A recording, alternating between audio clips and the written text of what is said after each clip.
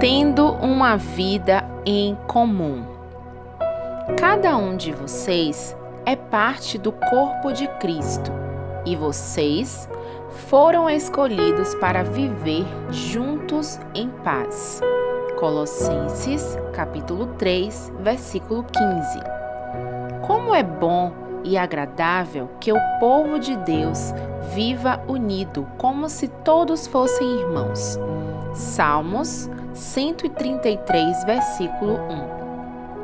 A vida foi feita para ser partilhada. Deus quer que vivamos juntos. A Bíblia chama essa experiência compartilhada de comunhão. Hoje em dia, entretanto, a palavra perdeu grande parte de seu significado bíblico. Comunhão ou confraternização hoje se refere normalmente a uma conversa casual, uma atividade social, comida e diversão. A pergunta, onde você busca comunhão ou congrega, significa qual igreja você frequenta. Ficar para a confraternização, comunhão, normalmente significa esperar pelo lanche.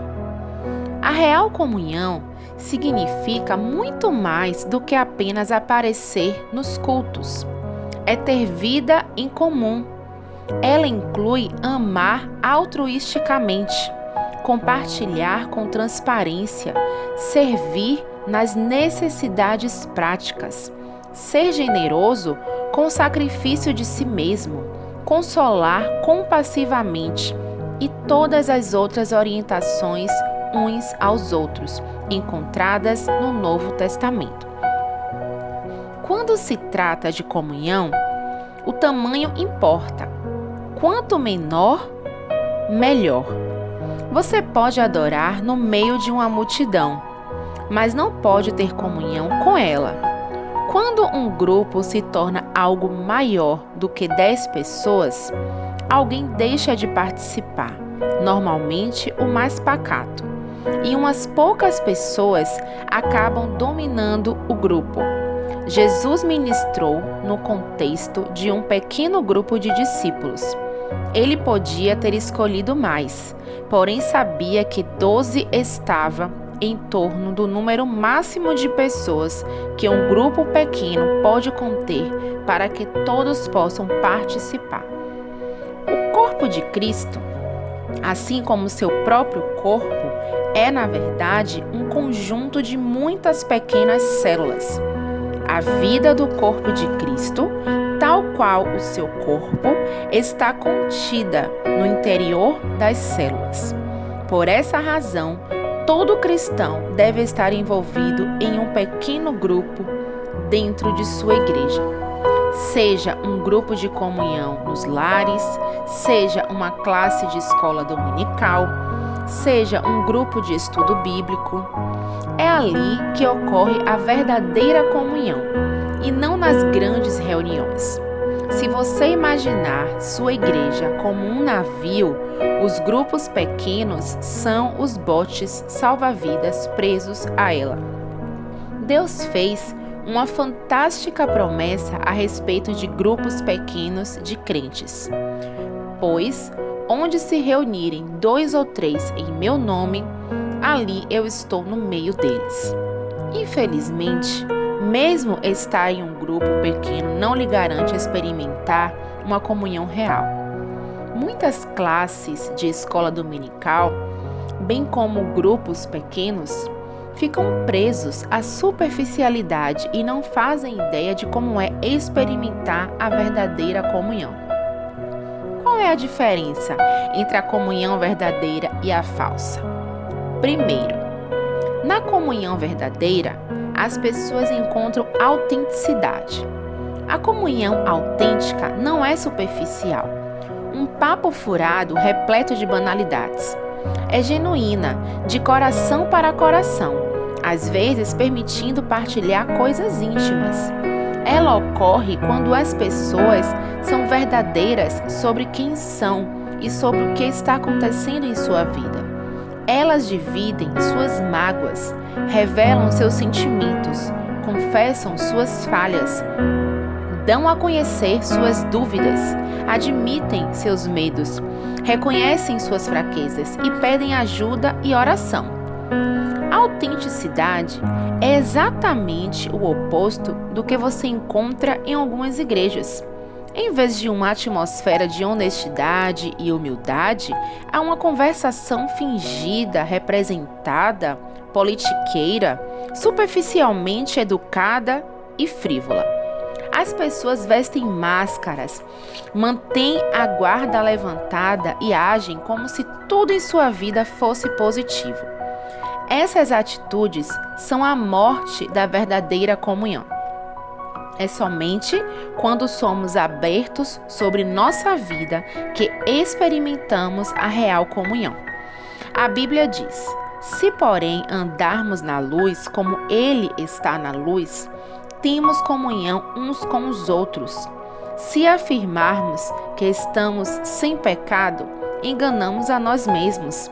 O mundo pensa que a intimidade ocorre na escuridão, mas Deus diz que ocorre na luz. As trevas são usadas para esconder ferimentos, erros, medos, fracassos e falhas.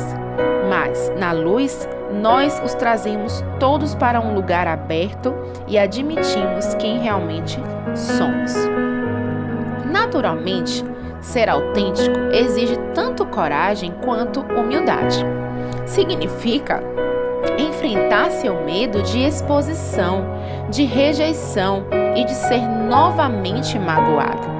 Por que alguém correria tal risco?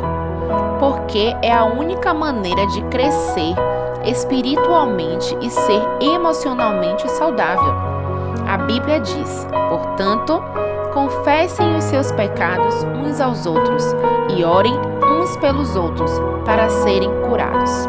Nós só cresceremos assumindo riscos, e o mais difícil risco de todos é sermos honestos com nós mesmos e com os outros. Segundo, na verdadeira comunhão, as pessoas encontram reciprocidade. Reciprocidade é a arte de dar e receber. É depender um do outro. A Bíblia diz: a forma em que Deus estruturou os nossos corpos é o modelo para compreendermos as vidas reunidas como igreja. Todas as partes são interdependentes. Mutualidade é o coração da comunhão. Edificar relacionamentos recíprocos, dividir responsabilidades e ajudar uns aos outros. Paulo disse: quero que nos ajudemos uns aos outros com a fé que temos. A vossa fé me ajudará e a minha fé os ajudará. Todos somos mais constantes em nossa fé quando outras pessoas caminham conosco e nos incentivam. A Bíblia ordena que haja prestação de contas, incentivo recíproco, mútuo atendimento e honra recíproca. Por mais de 50 vezes ao longo do Novo Testamento, somos orientados a realizar diferentes tarefas uns aos outros e entre si. A Bíblia diz: esforcemo-nos em promover tudo quanto conduz à paz e à edificação mútua. Você não é responsável por todos no corpo de Cristo, mas é responsável para com eles. Deus espera que você faça tudo o que puder para ajudá-los. Terceiro, na verdadeira comunhão, as pessoas encontram compaixão. Compaixão não é dar um conselho ou oferecer uma ajuda rápida e superficial. Compaixão é penetrar e partilhar a dor dos outros. A compaixão diz: compreendo o que você está passando e o que você sente não é estranho ou absurdo. Hoje em dia, algumas pessoas chamam isso de empatia, mas a palavra bíblica é compaixão. A Bíblia diz: como povo escolhido de Deus, revistam-se de profunda compaixão, bondade, humildade, mansidão e paciência. A compaixão alcança duas necessidades fundamentais dos seres humanos: a necessidade de ser compreendido e a necessidade de ter seus sentimentos confirmados. Toda vez que compreende e confirma o sentimento de alguém, você constrói comunhão. O problema é que estamos frequentemente tão apressados em corrigir as coisas que não temos tempo de sentir compaixão. Ou ainda estamos preocupados com nossas mágoas. A autopiedade esgota completamente a compaixão pelas outras pessoas. Existem diferentes níveis de comunhão e cada um é adequado a um momento diferente. Os níveis mais superficiais de comunhão são a comunhão de colaboração e a comunhão de estudo da Palavra de Deus em conjunto. Em um nível mais profundo está a comunhão de serviço, como quando ministramos em conjunto em viagens missionárias ou em obras de caridade. O nível mais profundo e intenso é a comunhão de sofrimento, quando entramos na dor e no sofrimento uns dos outros e carregamos os fardos uns dos outros. Os cristãos que melhor compreendem esse nível são os que ao redor do mundo estão sendo perseguidos, depreciados e frequentemente martirizados por sua fé. A Bíblia ordena: compartilhem os seus problemas e transtornos uns com os outros e dessa forma obedeçam à lei de Cristo.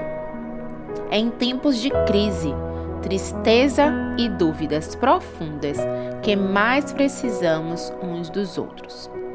Quando as circunstâncias nos esmagam a ponto de nossa fé vacilar, é que mais precisamos de amigos crentes. Precisamos de um grupo pequeno de amigos que tenham fé em Deus por nós e para nos fazer vencer as dificuldades. Em um grupo pequeno, o corpo de Cristo é real e palpável, mesmo quando Deus parece distante. Foi disso que Jó necessitou durante seu sofrimento. Ele exclamou: um homem desesperado deve receber a compaixão de seus amigos, muito embora ele tenha abandonado o temor do Todo-Poderoso. Quarto, na comunhão verdadeira, as pessoas encontram misericórdia. A comunhão é uma situação em que opera a graça, em que os erros não são lembrados, mas apagados. A comunhão acontece quando a misericórdia triunfa sobre a justiça. Todos precisamos de misericórdia, porque todos tropeçamos e caímos, e precisamos de ajuda para voltar ao caminho. Precisamos oferecer misericórdia uns aos outros e estar dispostos a recebê-la uns dos outros. Deus diz: quando as pessoas pecarem, vocês devem perdoá-las e confortá-las, para que não sejam vencidas pelo desespero. Você não pode ter comunhão sem que haja perdão.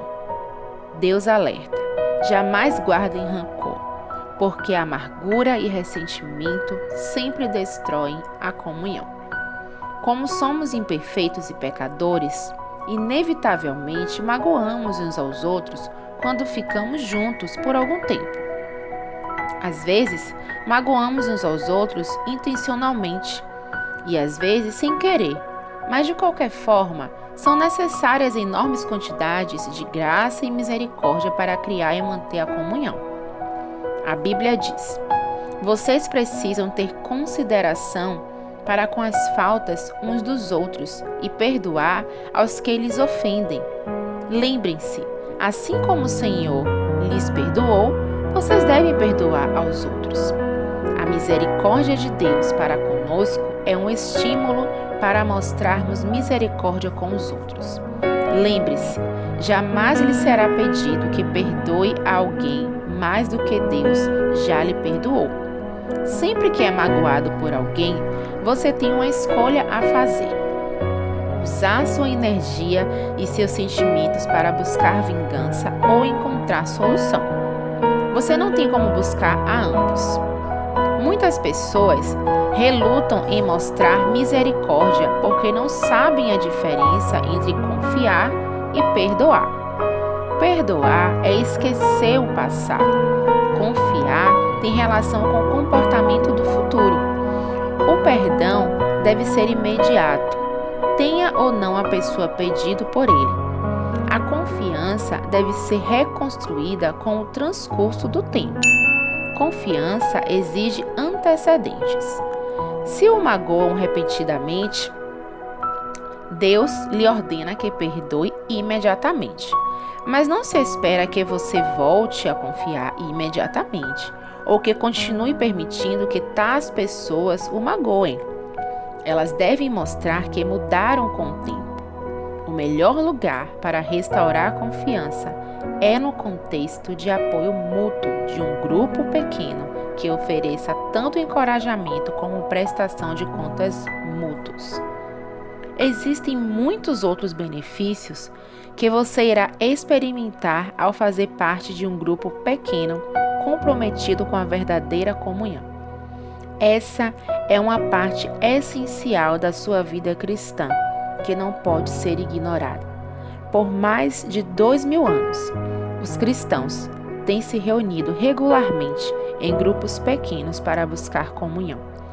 Se você nunca fez parte de um grupo ou de uma classe como essa, não sabe o que está perdendo.